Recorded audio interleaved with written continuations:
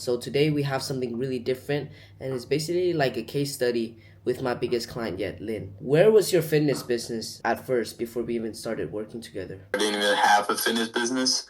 I mean, I was working out and I was just posting whatever I was doing. I was just recording my workouts. I wasn't even jacked yet. Even when I was skinny, I just kept on recording videos of me working out and then just posting it on TikTok and Instagram, but never even thought about making money from online coaching. He was always telling me about trying to make it as a fitness coach and trying to, really scale this shit up. And then how much are you doing currently a month right now?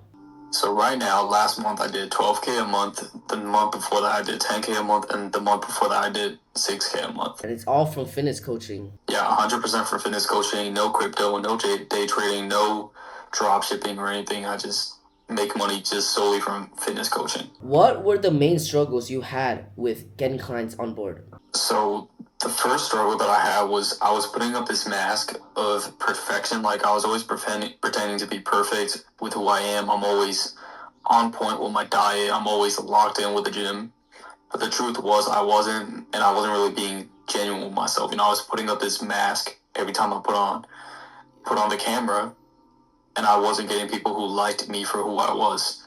Meaning that the moment I showed who I was, like who I really am, the audience just never really clicked with me, and I just ended up getting a disloyal audience. And then eventually I realized that authenticity matters, and I need to be clear in who I am and what I do with my clients as well. Yeah, because authenticity is really the biggest key in personal branding, right? If you're pretending to be someone else, if you're trying to become like Andrew Tate, this person, that person, you're not being your true self, then you're not gonna get, the right type of people.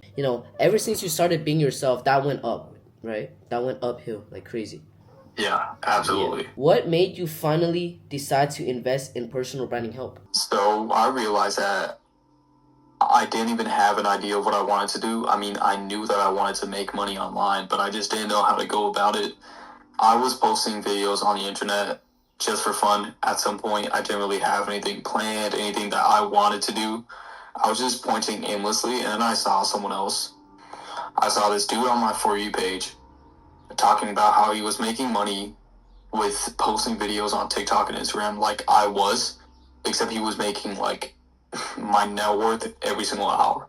And that just clicked with me, and I just realized that I could be making money from posting videos on the internet. When we started working together, when was your first ever shift in your content and your personal brand? When I realized that I had to provide value in my content, you told me the other day that I either had to inform, educate, or motivate people.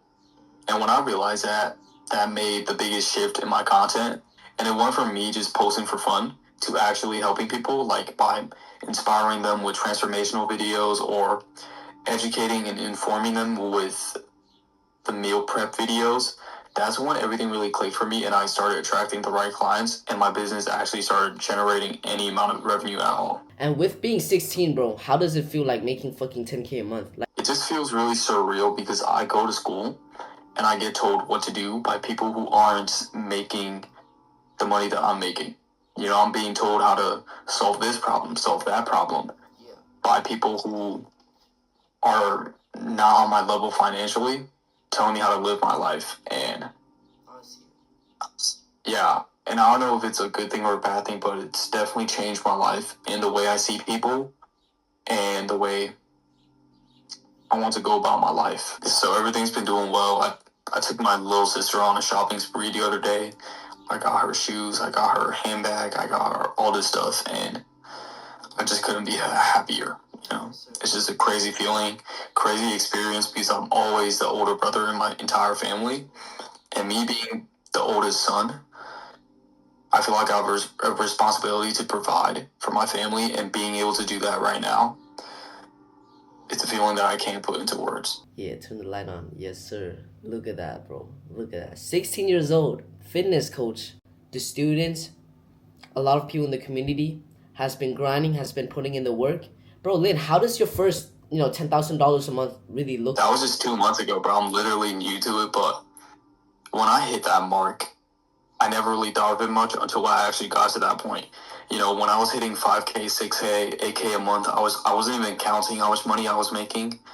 But the moment I saw 10K hit my bank in a single month, that made the shift like, oh shit, I'm now a six-figure entrepreneur at 16. So, tell me, bro, what is your next goal? Income wise, it will probably be around 80K a month. 80K a month. 80K a month. I can live comfortably. I can go wherever I want, whenever I want, and I don't have to keep looking at my bank account every single day, checking, oh, do I have to do this? Do I have to do that? Nah. 100K a month, 300K a month.